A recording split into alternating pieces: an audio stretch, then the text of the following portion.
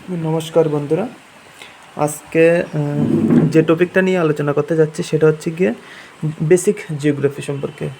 মূলত জিওগ্রাফি এবং জিওগ্রাফির যে প্রকারভেদ আছে, মানবিক, প্রাকৃতিক এবং যে জীবভূগোল, সেটা নিয়ে একটা ভিডিও বানাচ্ছি।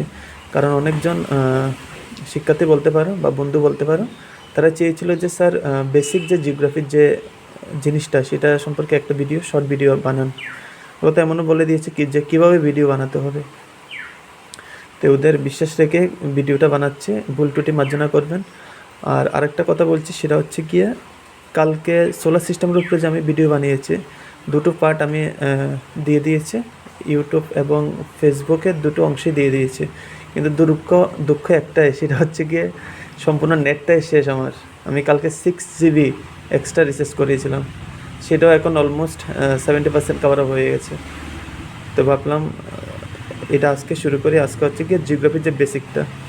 এখানে দেখুন, আমি জিওগ্রাফির যে প্রথম যে চিত্রটা এঁকেছি, এখানে দেখুন যে জিওগ্রাফির প্রথম যে চিত্রটা এঁকেছি এখানের মধ্যে, সেখানে দেখেন মাঝখান বরাবর যে জিরোটা গিয়েছে সেটা হচ্ছে গিয়ে নিরক্ষরেখা বা বিষুবরেখা। এই যে কমপ্লিট যে এখানে যে পৃথিবীটা আছে, সেটা উপরের যে অংশটা সেটাকে হচ্ছে বলা হচ্ছে গিয়ে নর্দার্ন হেমিস্ফিয়ার, আর দক্ষিণের যে অংশটা আছে সেটাকে হচ্ছে গিয়ে সাউদার্ন হেমিস্ফিয়ার। এখন কোয়েশ্চেন হচ্ছে গিয়ে যে স্যার আপনি পড়াচ্ছেন জিওগ্রাফি, তাহলে কেন অন্য কিছু বাদ দিয়ে পড়াচ্ছেন? এখানে পড়াচ্ছি না, এখানে মূলত আমি জিওগ্রাফিটা বেসিক আপনাকে জানিয়ে দিচ্ছি যে জিওগ্রাফিটা আসলে পৃথিবীর যে কোন অংশটাকে আমরা জানবো, বা জিওগ্রাফিটা আসলে কী। আমরা মূলত জিওগ্রাফি বলতে বুঝি যে জিওগ্রাফি হচ্ছে গিয়ে বিজ্ঞানের একটা অংশ, যেখানে পৃথিবী সম্পর্কিত আলোচনা, পৃথিবী সম্পর্কিত জ্ঞান বা যেগুলোকে নিয়ে আমরা অধ্যয়ন করে থাকি সেটাকে হচ্ছে গিয়ে কি জিওগ্রাফি। আরও যদি শর্টলি আমরা বলতে চাই যে জিওগ্রাফি হচ্ছে গিয়ে পৃথিবী সম্পর্কিত যে জ্ঞানটা, ওকে, পৃথিবী সম্পর্কিত means description of the earth. Okay, তো এখানে দেখুন যে সম্পূর্ণ যে এই যে ল্যান্ড পোর্শনগুলো, এগুলো সবগুলো কিন্তু land portion. Land portion means ভূমির ভাগ। এই ভূমির মধ্যে মানুষগুলো থাকে, আমরা মানুষরা থাকি, এবং আমরা নিজেরা সুবিধার্থে নিজেরা যে জ্ঞান কিংবা আমাদের নিজেরা যে প্রতিটা জিনিসের যে বিষয়, প্রতিটা জিনিসের যে উদ্দেশ্য, প্রতিটা জিনিসের যে নীতি কিংবা প্রতিটা জিনিসের যে মানে বা মিনিং, সেটার উপরে ভিত্তি করে আমরা জিওগ্রাফিকে মূলত 3টে ভাগে ভাগ করেছি। এখানে দেখুন, একটা হচ্ছে কি প্রাকৃতিক, যেটা সরাসরি নেচারের সাথে কানেকশন থাকে।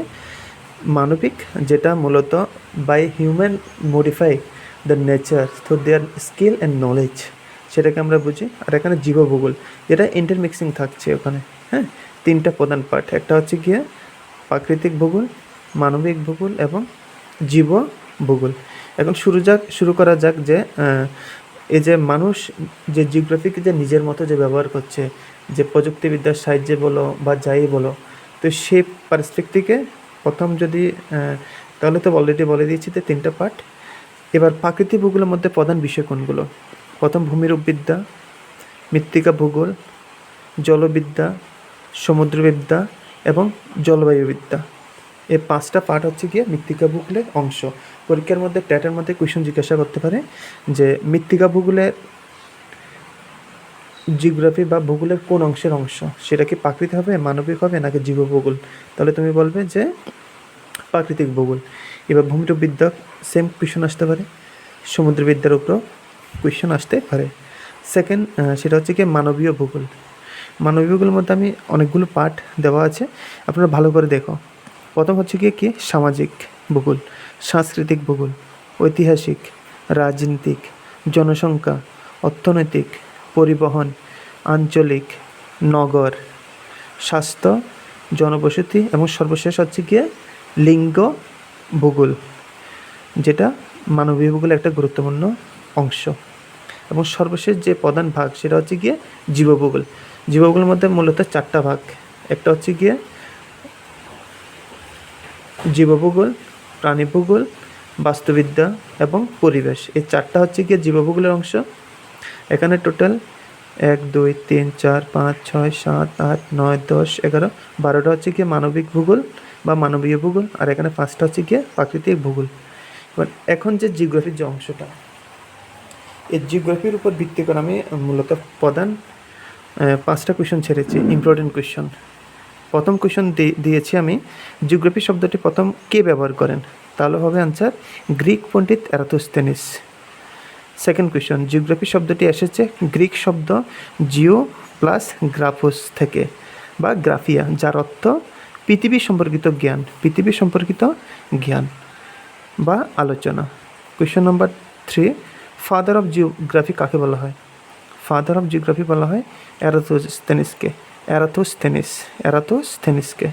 যদি কোয়েশ্চন আয়ে যে ভারতের ভূগোলের জনক কাকে বলা হয়, তাহলে বলবে শিবপ্রসাদ চট্টোপাধ্যায়কে, শিবপ্রসাদ চট্টোপাধ্যায়। নেক্সট কোয়েশ্চেন,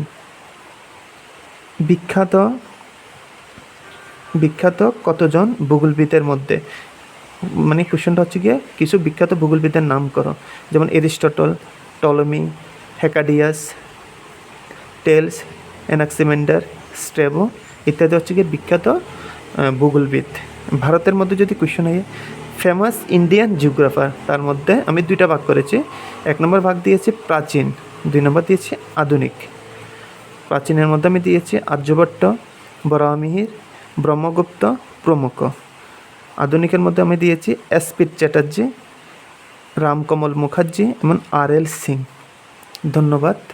আপনারা যতগুলো ভিডিও আমি আপলোড করছি ভিডিওগুলো সম্পূর্ণ দেখবেন, কারণ এগুলোর মধ্যে আমি অনেক হার্ডওয়ার্ক দিয়েছি। হার্ডওয়ার্ক বলতে বিশেষ তো আমি স্মার্ট ওয়ার্কে করে স্মার্ট ওয়ার্কটা সবচেয়ে বেশি দিয়েছি, কারণ ভালো করে না দেখলে আপনি কোয়েশ্চন বুঝতে পারবেন না।